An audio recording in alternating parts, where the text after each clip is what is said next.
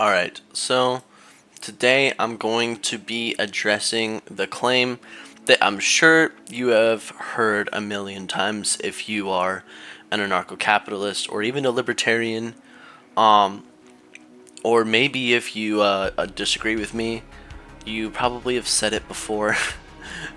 I haven't said it before when I disagreed with the ANCAPs. I'm pretty proud of myself for that. But I am an ANCAP now, and the phrase actually annoys the crap out of me. So I figured that I would make a video about it. So here we are. The claim is that anarcho-capitalism is just a theory, and it might work in theory, but doesn't really work in reality. And so, like, they try to almost do an equivocation of our theory and maybe even communism, and they say, oh, it's just like communism. It might be good in theory, but it's actually pretty bad in reality. But of course, I'm not gonna get here in the video, but communism is not very good in theory at all. It is very bad in theory. Beyond that, anarcho-capitalism is good in theory because, well, the theory is not just some arbitrary hypothesis. It's not just this vague abstraction like a lot of people like to play it out to be, but it actually has identifiable premises and concrete ideas that can be tested and falsified with reality. Meaning, you actually have to identify specific parts of the theory that contradict reality or are just not really grounded in anything. They're just arbitrary whims, and then you kind of like build a system off of that. So you would have to go through the theory and identify, well, what parts of this theory are not necessarily proven. That's the kind of discussion we are trying to have. And so this whole like claim about anarcho-capitalism working in theory, it's almost like an optics thing, because you frame yourself as somebody who is giving them the concession that it works perfectly great in theory, but in reality it doesn't work. So it makes you look like you are really giving them a lot more than you are, because, well, we aren't talking about anarcho-capitalism working in theory. The theory is here because we want to talk about reality. We have identified the fact that you actually do have to have theories. You can't just live by only what's in front of you, and what separates human beings from animals is that we have the ability to make abstractions about things. We don't have to interact with things as something completely new every single time. We actually can have, some principles and some core ideas that we can apply throughout our life. And another strange conclusion of somebody saying that it's true in theory, if they say it's true in theory, but it doesn't work in reality, or it's not true in reality, well, I mean, is reality just like not true?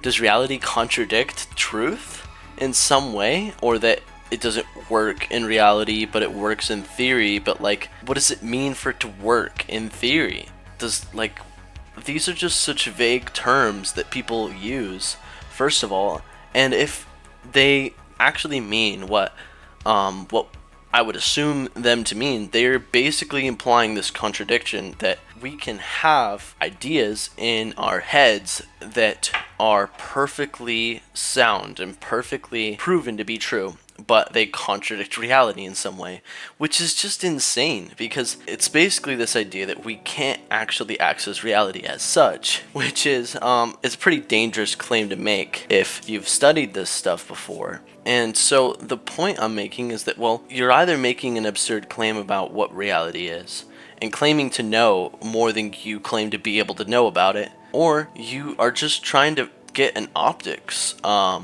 point, and it kind of derails the kind of conversation we're trying to have.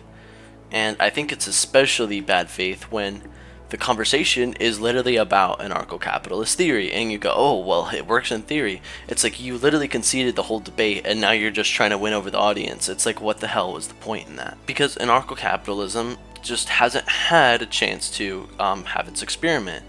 I mean, Ayn Rand and Murray Rothbard were not some ancient philosophers that had the time to build a society, and neither are the followers.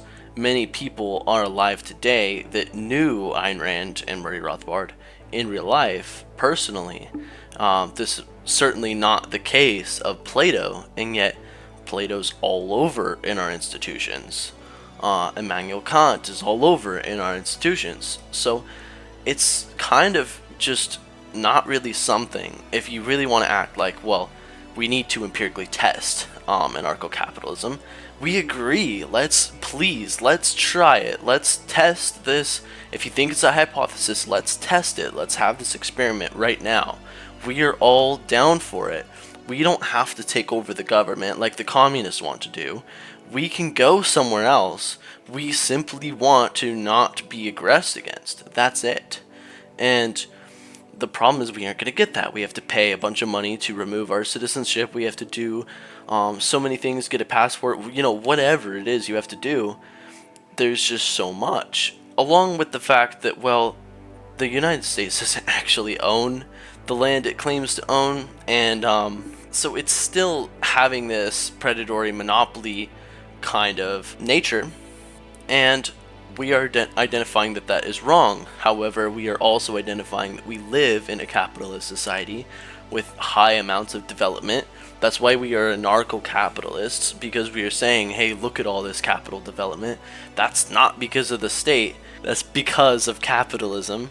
And we are saying, well, in this society, we already have all of this capitalism, and we can easily live without the state. We have so much development already. And so it really wouldn't make a whole lot of sense for us to go onto like an island or something, because there is trade-offs, of course, and those trade-offs are more personal than ideological. And maybe if we had like 2 million ANCAPs or something, all willing to go live on a little continent or something and form a society, that might work, as long as we're able to exit the status system non-coercively. We don't have to pay money or anything like that. That would be a fair experiment in our eyes, and we'd be totally down. And so it begs the question of, like, okay, how do you know that it doesn't work in reality necessarily? We're saying that, well, it does, because reality is correspondent to logical truths, and we haven't really been able to get anybody to prove why our premises are incorrect. So I think I have demonstrated why that entire idea doesn't make much sense. Now, there's one more part of this that really is annoying, and I want to address here, and that's when people like to bring up idealism in this conversation, and they talk about idealism and realism as if they are some kind of dichotomy between like the status quo and some kind of ideal society, which isn't really what these words mean. If you study philosophy and you look into idealism and realism, they aren't anything like that. And in fact, ANCAPs believe that the government is acting off of a more idealist system. Like, they think that it's true, therefore it is true. They kind of operate on that kind of model, and it creates all sorts of problems. And so we aren't necessarily trying to come up with some ideal society. We are trying to come up with objective standards to apply to our lives, so we aren't living like animals. And well, those standards, of course, come from epistemology and metaphysics, and they go to ethics, and namely law specifically is what libertarianism and anarcho-capitalism is about. And so we are going, okay, well, we have found these objective normative principles to be logically coherent with the necessity to have human flourishing, and also the necessity to have rational argument. There are many different ways that we have coming towards the same idea of non-aggression. And so this isn't just, oh, let's come up with an idea and build a society off of what we think is best. It's let's live by principle, because that's what separates man from nature. We realize that, well, the objective principles of reality tell us that the non-aggression principle is the correct ethical way to live, and the government by its very nature violates that. And so we are saying, in reality, the government is not some kind of entity that is actually able to act. It's not some kind of will of the people. And we are actually saying, hey, these things are idealistic, and they really are, coming from that philosophy when you look into it. And so I think that it's just kind of a bad faith claim, and it really derails the conversation from what we are really talking about. And it's also very, very wrong, because when you say realism to me would mean appealing to the primacy of existence over consciousness, and idealism would be appealing to the primacy of consciousness over existence. And so when you are a realist, you are appealing to the fact that things exist outside of your consciousness or outside of your mind, but things existing implies that they have identity. They at least have the identity that they exist, and therefore they have some kind of objective characteristics that can be identified and applied, and those give you principles. While you can actually be an idealist while believing in exactly what's happening right in front of you. Basically, if you just don't adopt any principles and you live merely on whims and whatever random desires comes to your mind, that is not some kind of realism, and it's just more of a status quo-ism, I guess.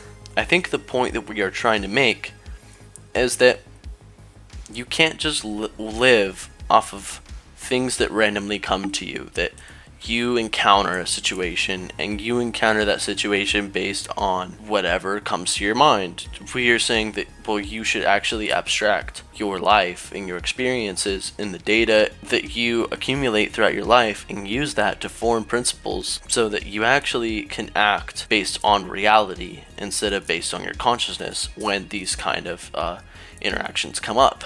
And so that's really what objectivism is, and objectivism implies anarcho-capitalism. Many are going to disagree with that, but that's a whole nother video. But these words are really just not being used from a point of actually trying to prove anything logically, or even trying to prove anything at all. They are almost always a sort of optics game. And I think that even if somebody is getting some kind of optics for it, I think that we are correct. And we are correct that we are the realists, and we are correct that anarcho-capitalism works in reality. And I think that we should use that to our advantage when we hear these kinds of claims. Anyway, that's all I had. I'm running out of breath.